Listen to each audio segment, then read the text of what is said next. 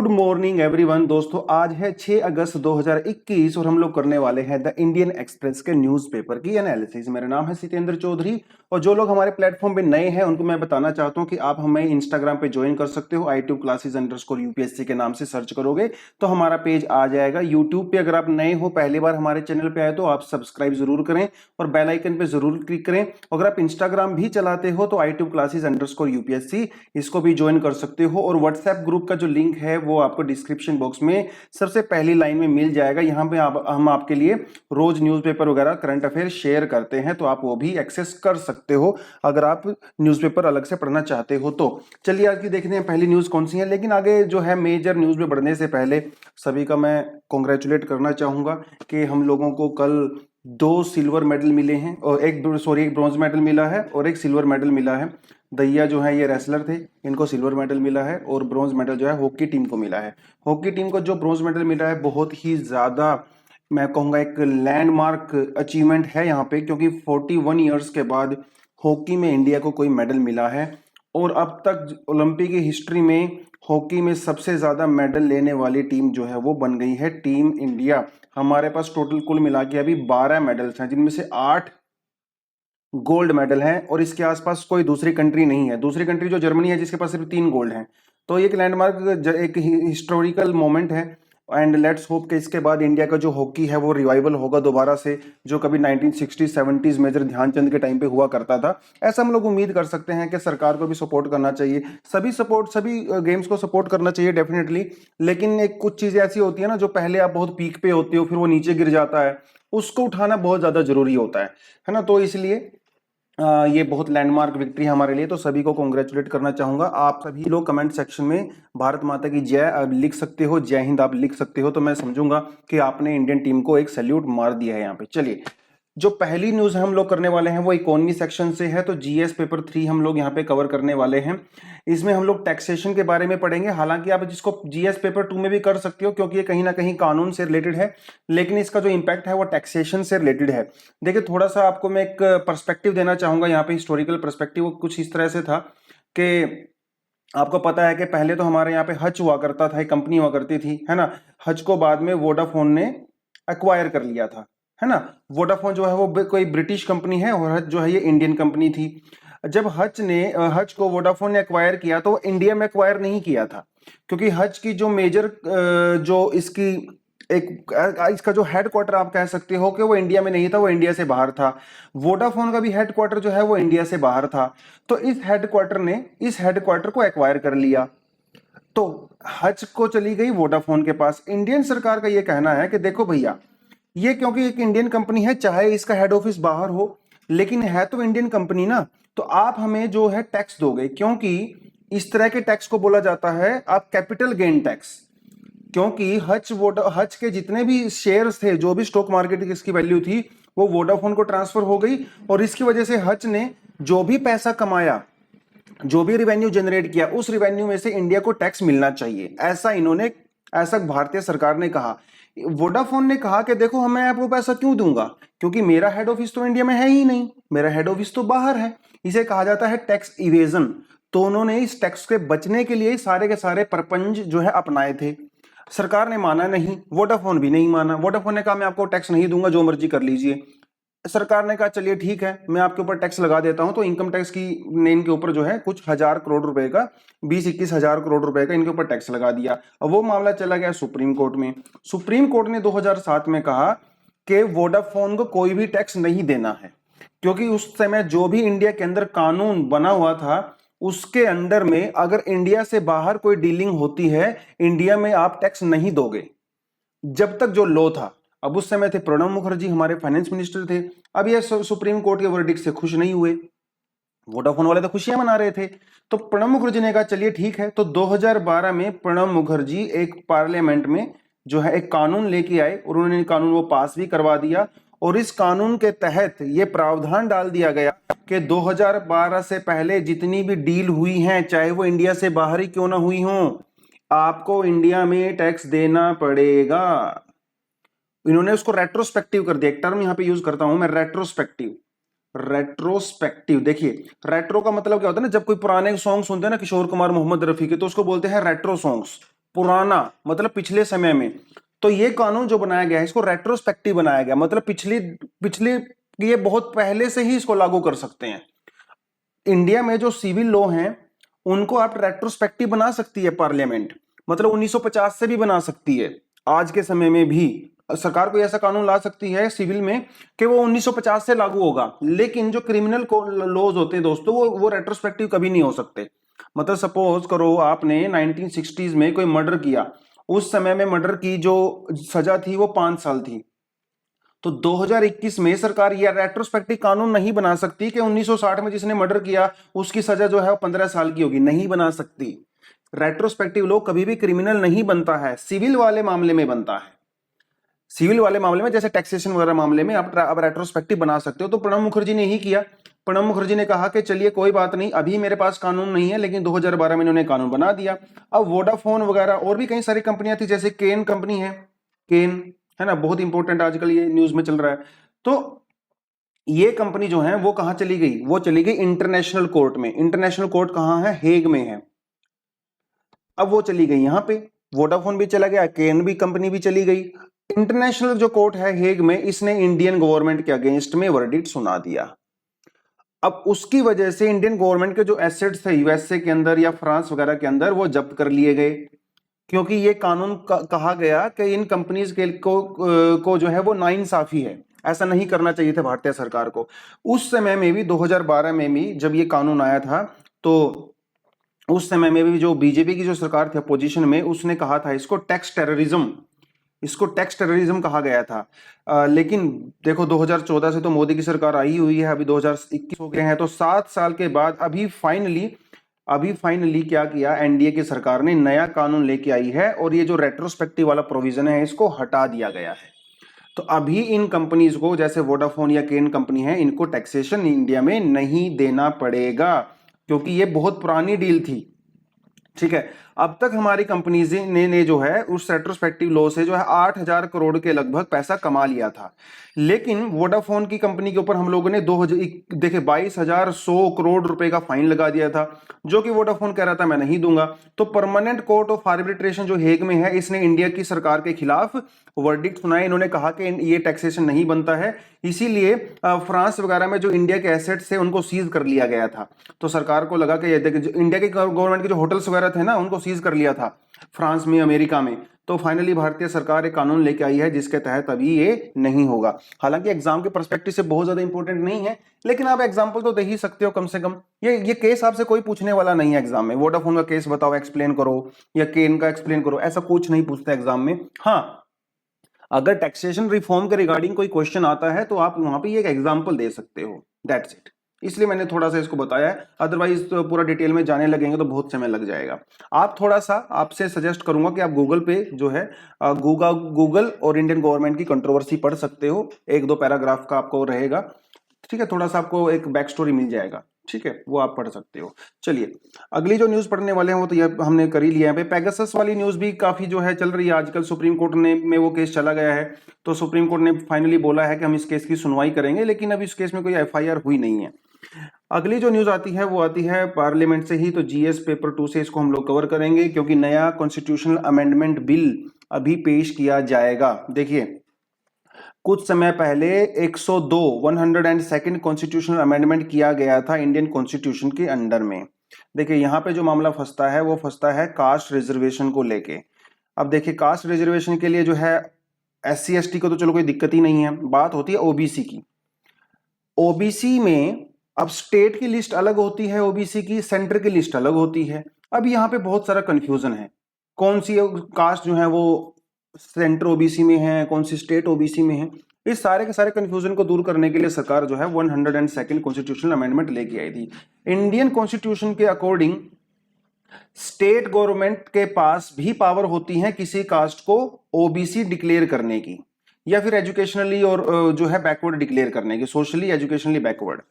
ये state government के पास power होती है, पार्लियामेंट के भी पास पावर होती है, तो दोनों के पास पावर होती है अकॉर्डिंग टू इंडियन कॉन्स्टिट्यूशन।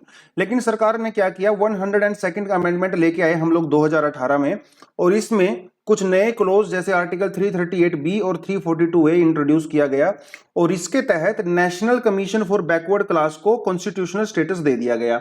उससे पहले ये स्टैट्यूटरी हुआ करता था, लेकिन इसको बना दिएगा कॉन्स्टिट्यूशन। अगर आज के समय में प्रीलिम्स में आपके पास क्वेश्चन आता है तो national commission for backward class it is a constitutional body. इसके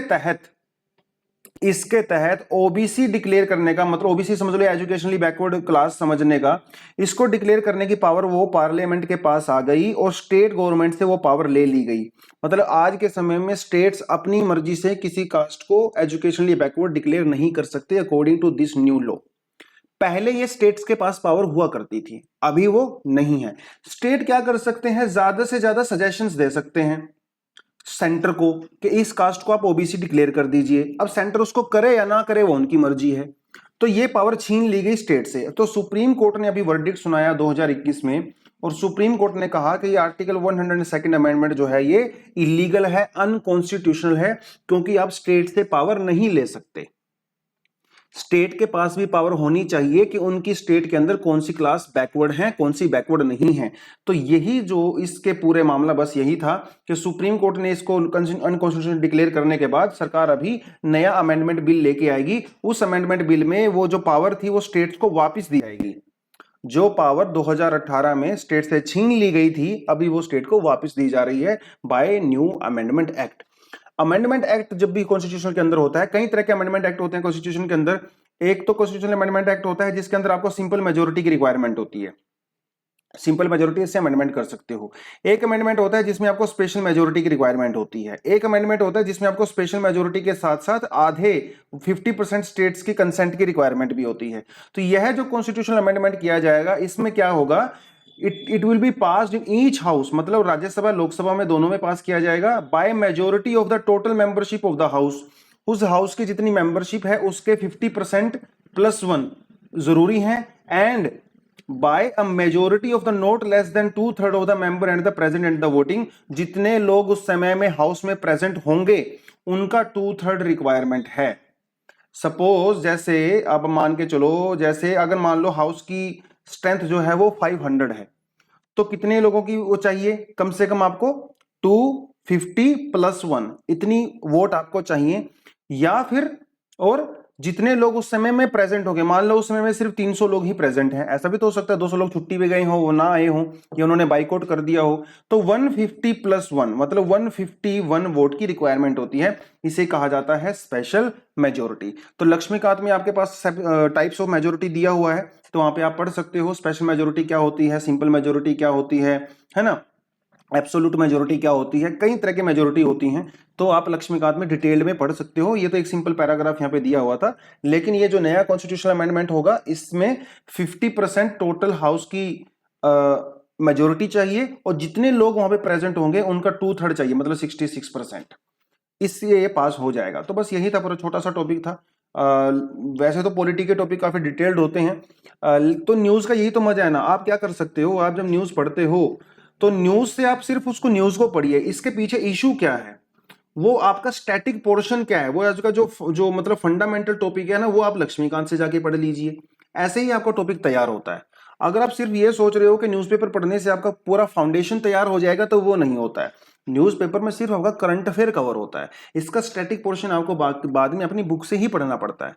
तो ये जो कॉन्स्टिट्यूशनल अमेंडमेंट है, अब जब ये क्योंकि न्यूज में है तो कॉन्स्टिट्यूशनल अमेंडमेंट से वो क्वेश्चन पूछेगा आपसे एग्जाम में, तो इसलिए आप कॉन्स्टिट्यूशनल अमेंडमेंट को तैयार कर लीजिए। ये टॉपिक पढ़ो, अपना लक्ष्मीकांत में जाओ, उसको अच्छे से रिवाइज कर लो और ये एग्जाम्पल वहां पे लिख लो। अपनी लक्ष्मीकांत में ही जाके ये एग्जाम्पल एक साइड में जाके आप लिख सकते हो, या फिर एक छोटा सा स्लिप बना के पेपर की, उस पर ये वाला इशू लिखो और उसको वहां पे डाल दो, है ना। बस ऐसे टॉपिक आपका तैयार हो जाता है।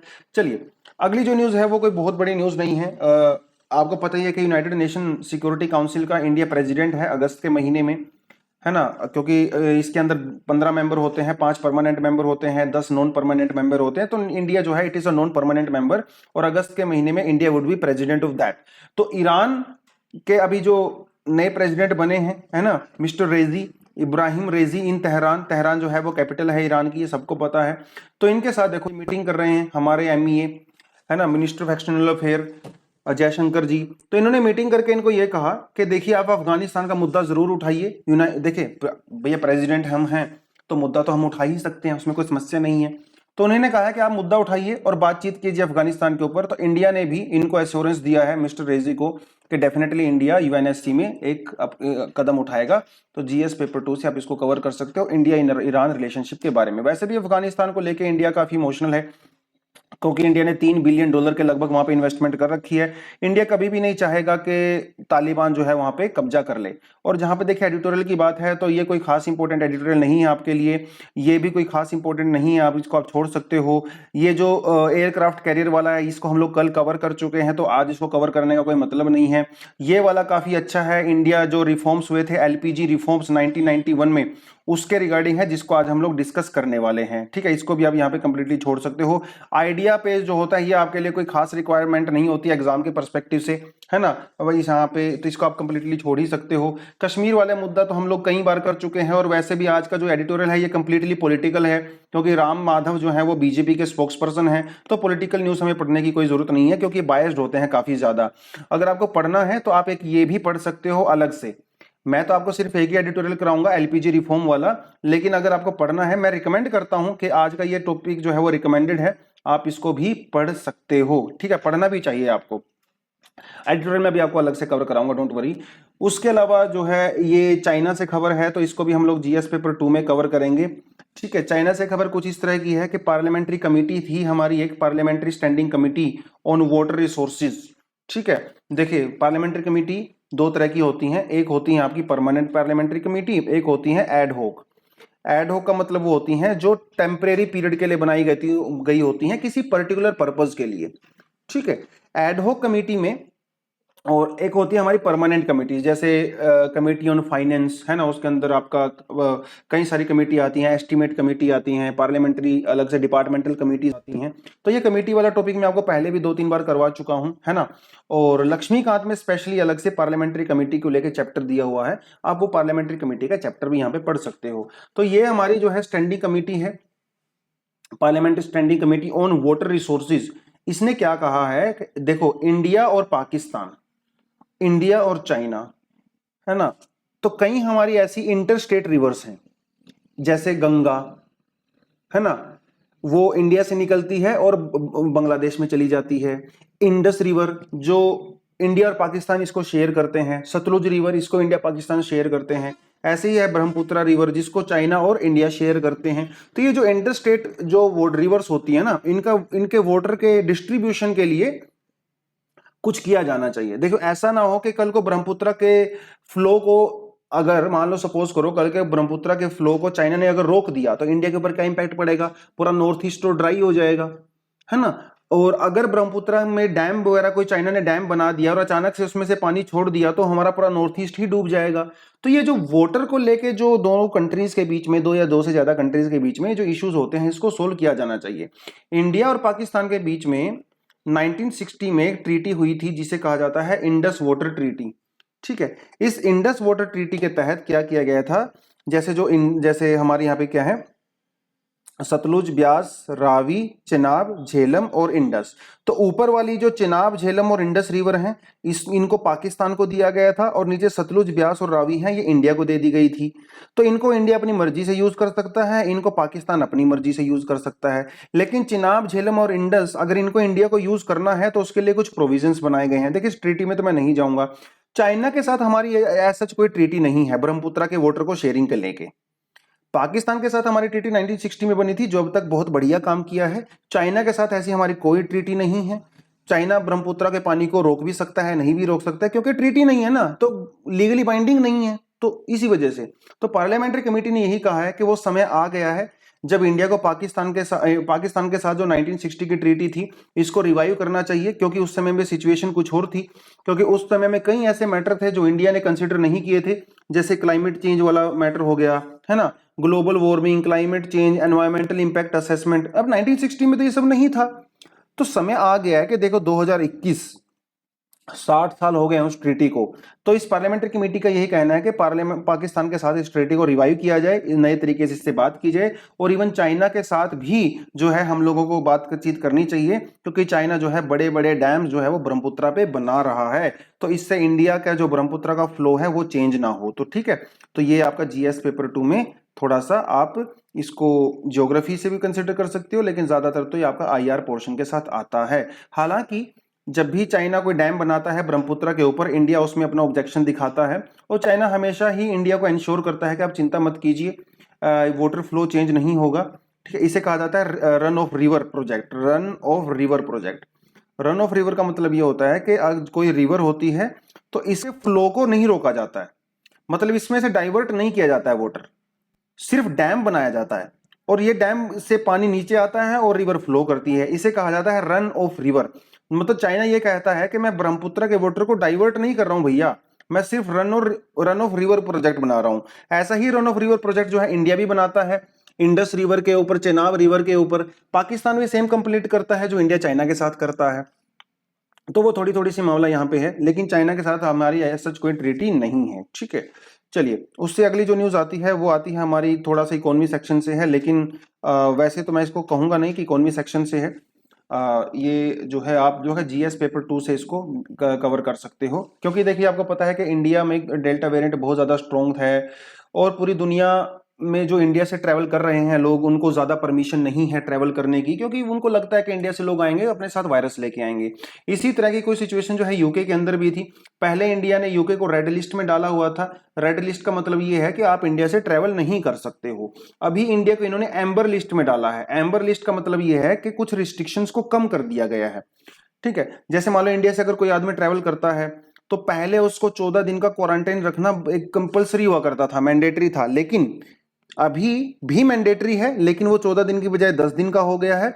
और अगर अभी कोई आदमी यूके में ट्रैवल करता है तो अपनी मर्जी से क्वारंटाइन हो सकता है, या तो अपने घर पे क्वारंटाइन हो सकता है या होटल में हो सकता है ना। तो कुछ यहाँ पे रिस्ट्रिक्शंस जो थी वो भी हटा दी गई हैं यूके से इंडिया में ट्रैवल करने वाले लोगों के लिए, क्योंकि आपको मैंने कल क्लास में कराया था कि स्पेन और यूए ने भी रिलैक्सेशंस दे दी हैं, तो उसी लिस्ट में जो है ब्रिटेन का नाम भी आ गया है। लेकिन समस्या यहाँ पे ये है कि ये सिर्फ और सिर्फ कोविशील्ड को ही प्रेफरेंस दे रहे हैं। अगर आपने जो है कोवैक्स लगवाया है तो उस कोवैक्स वालों को कोई परमिशन अभी नहीं है।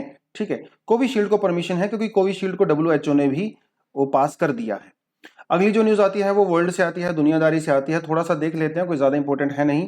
देखो पाकिस्तान के जो प्राइम मिनिस्टर हैं मिस्टर पीएम इमरान खान, ये आजकल थोड़ा सा नाराज हैं अमेरिका से, क्योंकि जब से मिस्टर बाइडेन प्रेसिडेंट बने हैं अमेरिका के, तो उन्होंने अभी तक प्राइम मिनिस्टर इमरान खान को कोई भी फोन पे कॉल नहीं की है, जिसकी वजह से गुस्सा हो गए कि मुझे कॉल क्यों नहीं आया।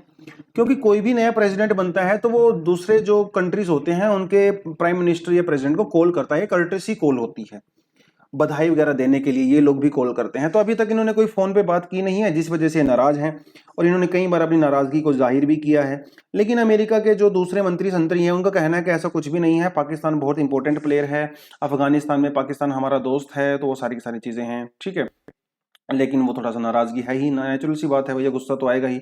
इन्होंने कहा है कि हमारे पास दूसरे ऑप्शंस भी हैं, अगर आप हमारे मित्र नहीं रहना चाहते हो तो हमें बता दीजिए साफ साफ, ताकि हम लोग चाइना के खैर वो तो पहले से हैं ही। एनीवेज पाकिस्तान क्या ही कर सकता है अमेरिका के मामले में, कोई उसकी औकात है नहीं है सच। ठीक है, चलिए उसके अलावा जो इकोनॉमी सेक्शन है, कोई खास इंपॉर्टेंट न्यूज नहीं है कोई इकोनॉमी सेक्शन से, ये सब इंडिविजुअल न्यूज होती हैं, इंडिविजुअल न्यूज पढ़ने की आपको कोई जरूरत नहीं होती है, एज लॉन्ग एज कोई कंसेप्चुअल न्यूज ना हो, आरबीआई से रिलेटेड या इन्फ्लेशन से रिलेटेड, या फिर सरकार ने कोई बड़े पैमाने पे कोई स्कीम चलाई हो, तभी आपको इकोनॉमी न्यूज पढ़नी चाहिए। ये पर्टिकुलर कंपनीज की जो इकोनॉमी न्यूज होती है ना, ये कोई आपके लिए इंपॉर्टेंट नहीं होती है आपके एग्जाम के परस्पेक्टिव से, इनको आप छोड़ सकते हो। ठीक है, कोई ऐसी खास न्यूज आती है तो मैं आपको करवा ही देता हूँ। चलिए बात करते हैं आज के एडिटोरियल की। आज का एडिटोरियल वो है एलपीजी रिफॉर्म को लेकर। एलपीजी का मतलब होता है लिबरलाइजेशन, प्राइवेटाइजेशन और ग्लोबलाइजेशन। 1991 से पहले इंडिया की इकोनॉमी जो है वो कंप्लीटली क्लोज इकोनॉमी हुआ करती थी। इंडियन सरकार जो है वो फॉरेन कंपनीज को इंडिया में अलाउ नहीं करती थी। उनको लगता था कि फॉरेन कंपनीज आएंगी तो इंडिया की कंपनीज बंद हो जाएंगी, ऐसा उनको लगता था, जिसकी वजह से इंडिया के अंदर फॉरेन डायरेक्ट इन्वेस्टमेंट बिल्कुल भी नहीं आता था।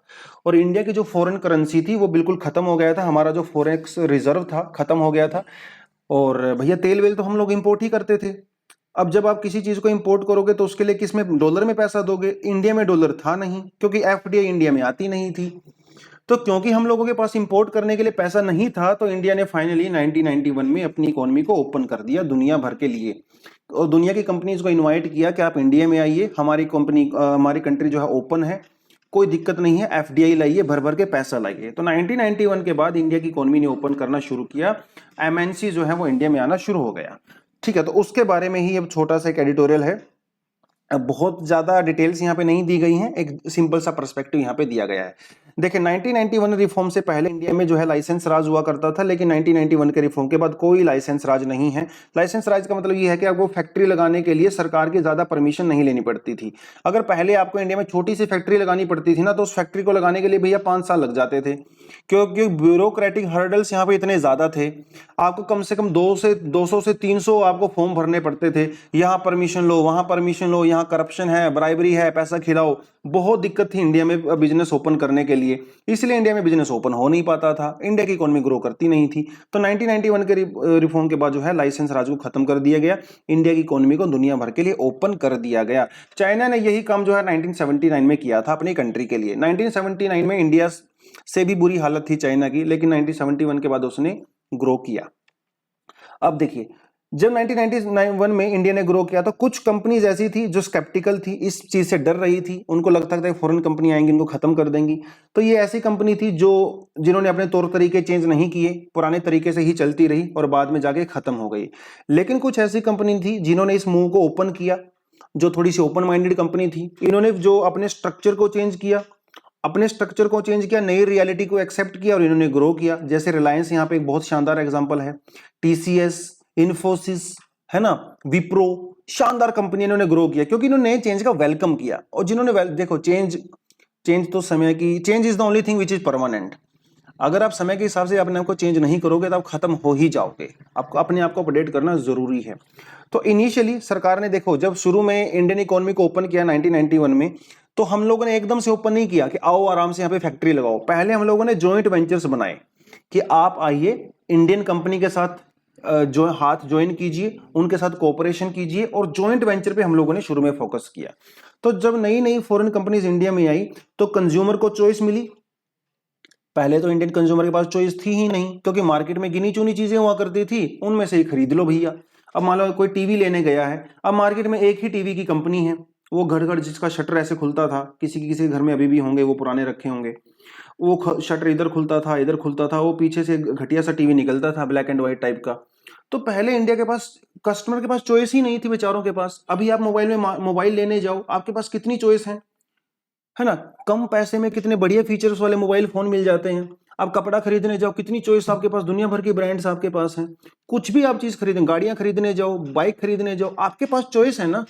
पहले तो चॉइस ही नहीं थी, तो गिनी चुनी कंपनी हुआ करती थी, इंडियन सरकार इनको प्रोटेक्ट करती थी, और ये कंपनी इंडियन कंज्यूमर को एक्सप्लॉइट करती थी, क्योंकि इनको पता था कंज्यूमर के पास चॉइस है ही नहीं, हार के तुम्हारे पास ही आएंगे बेचारे, है ना। तो जब इंडियन कंज्यूमर के पास चॉइस आई, उसके ऑप्शंस दिखने लगे, तो डिमांड भी बढ़ने लगी। अब घटिया सामान को कौन क्यों खरीदेगा? अब जब कंज्यूमर के पास अच्छी चॉइस है, सस्ते में सामान मिल रहा है, बढ़िया क्वालिटी का सामान मिल रहा है, तो डिमांड भी बढ़ने लगी। और जब डिमांड बढ़ने लगी तो जीडीपी की ग्रोथ होने लगी। पहले जहां पे इंडिया की जीडीपी जो है वो 2% के हिसाब से ग्रो करती थी, अचानक से इंडिया की जीडीपी जो है वो 7 to 8% ग्रो करने लगी आफ्टर रिफॉर्म्स। ठीक है, यहां पे नई एमएनसीज कंपनी ने जो है इंट्रोड्यूस हुई इंडिया के अंदर, मल्टीनेशनल कंपनीज, ठीक है, और इंडियन कंपनीज काफी खुश हुई। क्यों खुश हुई? क्योंकि जब देखिए, जब एमएनसीज इंडिया में आएंगी तो इंडियन कुछ कंपनीज थी, उनको नई टेक्नोलॉजी देखने को मिलेगी, नए प्रोडक्ट देखने को मिलेंगे, जिससे वो compete कर सकते हैं। अब मतलब पहले तो ना कुएं के मेंढक टाइप की हालत हुआ करती थी। पहले कुएं के मेंढक थे हम लोग, हमारे पास दुनिया का एक्सेस ही नहीं था। लेकिन जब दुनिया का एक्सेस हुआ, हमें पता चला कि दुनिया में ये टेक्नोलॉजी भी जो है वो प्रेजेंट है, तो बड़ा खुश हुए कुछ कंपनीज। 1991 तक जो है इंडिया की सरकार जो है वो इंडस्ट्री से दूरी बना के रखती थी, लेकिन 1991 के बाद जो बिजनेस क्लास है और जो गवर्नमेंट है वो आपस में एक साथ आए, उन्होंने कंसल्ट करना शुरू किया, ग्राउंड रिपोर्टिंग लेना शुरू किया। कहने का मतलब यह है कि 1991 के रिफॉर्म के बाद इंडिया की सरकार ने इंडस्ट्रीज को प्रमोट करना शुरू किया, उनको हेल्प करना शुरू किया। पहले प्राइवेट सेक्टर को इंडिया में अच्छी नजर से नहीं देखा जाता था, प्राइवेट सेक्टर को, लेकिन 1991 के बाद ये सरकार का पर्सपेक्टिव चेंज हुआ, इन्होंने प्राइवेट सेक्टर को ज्यादा से ज्यादा इन्वॉल्व करना शुरू किया, जिसका एक लाइव एग्जांपल आपको देखने को मिलता है, जैसे विप्रो, इन्फोसिस, टीसीएस। आज के समय में ये कंपनी दुनिया की सबसे बड़ी आईटी सेक्टर कंपनी में गिनी जाती है। ये उसी टाइम से शुरू हुआ। अगर इंडियन सरकार इनको सपोर्ट ना करती तो क्या ये आज टीसीएस, इन्फोसिस होता? बिल्कुल भी ना होता, है ना। तो ये उसी समय का बेनिफिट है। और भी बहुत सारे चेंजेस हुए, जैसे एंटरप्रेन्योरशिप, नए नए बिजनेस खुलने लगे, नए नए आइडियाज आने लगे, है ना। यंग लोग जो है वो, जैसे रिलायंस, इसका कितना लाइव एग्जांपल है, उसी समय से तो रिलायंस चला था, आज रिलायंस देख लो कहां है। तो उसी समय में एंटरप्रेन्योरशिप की फीलिंग भी इंडिया में आई, क्योंकि उनको देखिए, उनको पता लग गया इंडियन इकोनॉमी आपकी हेल्प करती है, तो डेफिनेटली बार बार लोग सामने आते ही हैं। इंफ्रास्ट्रक्चर के अंदर पहले सिर्फ सरकारी कंपनियां हुआ करती थी, सड़क बनाना, रोड बनाना, ब्रिज बनाना, इलेक्ट्रिसिटी, वो सब, लेकिन बाद में प्राइवेट कंपनी को भी हम लोगों ने उसके अंदर इनवाइट किया। तो आज के समय में आपको पता है PPP model, public private partnership. तो प्राइवेट सेक्टर आजकल हर जगह पे इन्वॉल्व है, ये 1991 के बाद ही शुरू हुआ। बैंकिंग सेक्टर में रिफॉर्म किए गए। हम सबको पता है कि 1969 में नेशनलाइज किया गया था बैंकों को। प्राइवेट सेक्टरों को जो बैंक हुआ करते थे उनका कंट्रोल जो है वो सरकार ने ले लिया था। उस समय इंदिरा गांधी की सरकार हुआ करती थी, तो नेशनलाइजेशन किया था। 14 बैंकों का नेशनलाइजेशन जो है वो 1969 में कर दिया था। लेकिन 1991 के बाद नए बैंक्स भी सरकार ने खोलना शुरू कर दिए, प्राइवेट बैंक्स, जिसका एक एग्जांपल आपको नजर आता है एचडीएफसी बैंक। उसके बाद आईसीआईसीआई बैंक और दुनिया भर के बैंक जो है वो प्राइवेट बैंक खुलना शुरू हुए, जिससे बैंकिंग सेक्टर में इंडिया में एक रिवोल्यूशन आया और घर घर तक बैंकिंग पहुंची। आज के समय में हार्डली इंडिया में कोई ऐसा इंसान होगा जिसके पास बैंक का जो है वो खाता नहीं है, लेकिन 1991 से पहले हार्डली किसी के पास बैंकों का खाता हुआ करता था। तो ये सारी चीजें क्यों हुई? क्योंकि हम लोगों ने रिफॉर्म किए, दुनिया की नई रियलिटी को पहचाना, प्राइवेट सेक्टर को इनवाइट किया और सरकार ने प्राइवेट सेक्टर को ग्रो करने में हेल्प किया, है ना। इस वजह से सारी चीजें हुई। तो बाद में कंक्लूजन में यही निकल के आता है कि अभी भी बहुत कुछ करना बाकी है, लेकिन सरकार जो है वो सही दिशा में जा रही है। और इंडियन कंपनीज को प्रोटेक्ट करने के साथ साथ इंडिया को दूसरी फॉरेन कंपनी के साथ भी डेफिनेटली कोलैबोरेशन करना चाहिए, है ना। तो ये पूरे का पूरा मामला है। आज के लिए कुछ 3-4 वर्ड मैं आपके लिए लेके आया हूं। मैं आपको हमेशा ही बोलता हूं कि एक सिंगल वर्ड पे फोकस करने के बजाय जो वर्ड्स का कॉम्बिनेशन होता है ना, उसके ऊपर ज्यादा फोकस किया करो, क्योंकि आपके एग्जाम में वो ज्यादा आपको हेल्प करने वाले हैं रादर देन सिंगल वर्ड्स, ठीक है। जैसे यहाँ पे मैं लेके आया हूं आपके लिए गवर्नमेंट इंडस्ट्री पार्टनरशिप। कितना शानदार एक कॉम्बिनेशन है 3 वर्ड्स का, गवर्नमेंट इंडस्ट्री पार्टनरशिप। इस वर्ड को अगर आपने याद कर लिया और एग्जाम में अपने लिख दिया, तो आपके एग्जाम की जो क्वालिटी है ना वो कई गुना इंप्रूव हो जाती है। After 1991 government industry partnership became a reality. Before 1991 government and industry were far away, but after that they started collaborating with each other and government started helping industries. It is called government industry partnership। इस तरह के combination आपको अपनी notebook में लिखने चाहिए, ठीक है। अगला आता है आपका इंडस्ट्री लेड इनिशिएटिव। कितना शानदार कॉम्बिनेशन है। इंडस्ट्री लेड मतलब लीड करना होता है ना किसी को, जो लीडर लीड करता है, तो लीड लेड ये होता है ना इंग्लिश में। तो इंडस्ट्री लेड इनिशिएटिव मतलब इंडस्ट्री मतलब आप खोले यहां पे प्राइवेट सेक्टर से कह सकते हो। After 1991 private sector led the progress of India. Before 1991 government sector was in control, but after 1991 industry led initiative India में लिए गए। Industry led initiative brought out the new growth reality India never faced. 1991 से पहले जो India ने growth कभी face नहीं की थी, 1991 के बाद उसको फेस किया, इंडिया ने ग्रो किया, क्योंकि हमारी जो प्रोग्रेस थी वो इंडस्ट्री ने लीड किया। पहले गवर्नमेंट सेक्टर लीड करता था, ब्यूरोक्रेसी लीड करती थी, बाबू लोग जो हैं वो बैठे रहते थे हाथ पे हाथ रख के वो लोग लीड करते थे, इसी वजह से प्रोग्रेस इतनी घटिया हुआ करती थी। इंडस्ट्री लेड इनिशिएटिव, इस तरह के वर्ड आपको एग्जाम में यूज करोगे। एक्सपेंशनिस्ट टेंडेंसी, क्या शानदार कॉम्बिनेशन है यार, मजा आ गया। मैंने तीनों वर्ड को अपनी नोटबुक में मैंने खुद लिखा है, आप भी लिखिए इसको। एक्सपेंशनिस्ट टेंडेंसी, एक्सपेंशन का मतलब क्या होता है, अपनी बाउंड्रीज को बढ़ाना, एक्सपैंड करना, है ना। तो एक्सपेंशनिस्ट टेंडेंसी किसके बारे में, चाइना के बारे में हम लोग बात कर रहे हैं। चाइना अपनी बाउंड्रीज को बढ़ाना चाहता है, चाहे साउथ चाइना सी हो, चाहे अरुणाचल हो, चाहे वह लद्दाख हो, जहां मर्जी हो। इंडिया मस्ट कंटेन और restrict expansionist tendency of China in Indian ocean and LAC. तो उसकी जो एक्सपेंशनिस्ट टेंडेंसीज हैं उसको रोकना चाहिए इंडिया को। तो देखिए कितना शानदार दो वर्ड का कॉम्बिनेशन है। एक सिंगल वर्ड आपके लिए लेके आऊं, ईगर, सिंपल सा वर्ड है, सबको पता है इसके बारे में। ईगर का मतलब होता है कि इम्पेशेंट, डिजायर, इंटरेस्ट, एक्साइटमेंट होता है ना, दैट जैसे होता है ना, कुछ बच्चे बोलते हैं कि सुबह सुबह sir I am very much eager to attend your classes, मतलब आप एक्साइटेड होते हो क्लास को ज्वाइन करने के लिए, है ना। Sir I am very eager to see the video of your newspaper analysis, इस तरह की चीजें। तो कंपनीज वर वेरी ईगर, शुरू में जब इंडिया में प्राइवेट कंपनीज ने आना स्टार्ट किया, एमएनसीज ने आना स्टार्ट किया, तो Indian companies were very eager to access new technologies and products. ठीक है, तो ये 3-4 वर्ड आपके लिए थे।